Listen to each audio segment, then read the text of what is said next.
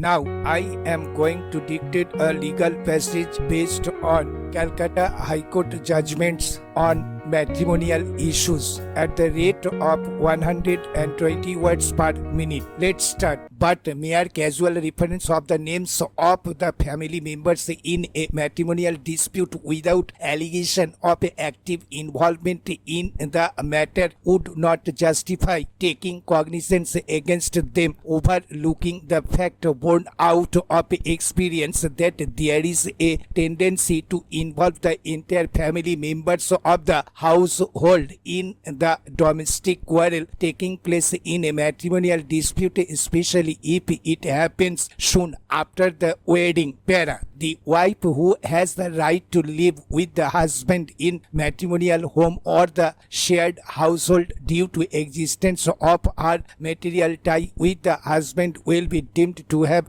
domestic relationship with the husband. Thus, the words live or have at any point of time lived appearing in section 2 within bracket F of the Domestic Violence Act will include right to live. Para. In view of the provisions of section 60 within bracket small I within bracket small ia of the Code of Civil Procedure, the attachment of gross salary of the petitioner for realization of arrears amount of maintenance of the opposite party wife must be limited to 1/3 of the gross salary. Para. Section 23 of the PWDV Act gives power to the learned magistrate for passing interim order. Residence order is required to be considered as urgent relief to protect a woman from her taking shelter on road, and thus passing of interim order is not improper. In the matter of granting residence orders, neither the learned magistrate nor the learned additional sessions judge refused rightly to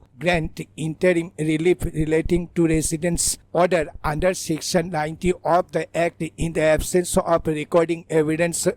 Para. The expression support has been interpreted by the Supreme Court in case of Rajesh Burman versus Mitul Chatterjee within bracket Burman, reported in within bracket 2009 1 SCC 398 to mean providing money for a person to live on. The apex court further noticed the expression maintenance and support and held that both are synonymous. In both these sections, the expressions no independent income in qualified with the subsequent word sufficient, conveying the intention that even if the wife has some income, but if the same is not sufficient for her support and to make the necessary expenses of the proceeding, should be entitled to a maintenance.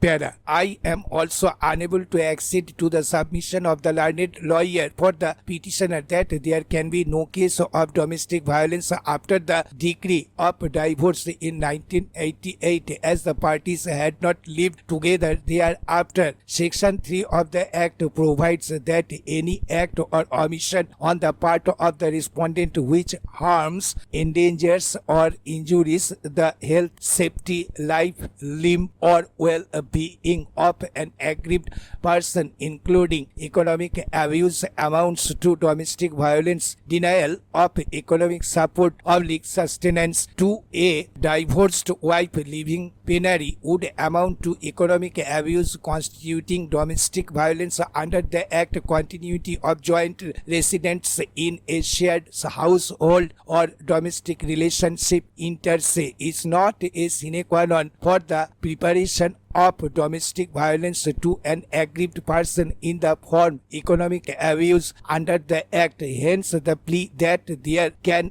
be no case of domestic violence after divorce of the opposite party, number 1, is clearly misconceived and untenable in law. Para. DNA test cannot be ordered as a matter of routine. When Section 112 of the Evidence Act was enacted, at that time there was not even any contemplation of the legislature to make provision regarding DNA test, which is virtually the outcome of advancement of modern science. It is perhaps needless to repeat that if DNA test is done, it will be clear if the petition petitioner is the biological father of the girl child or not. Stop. Thank you.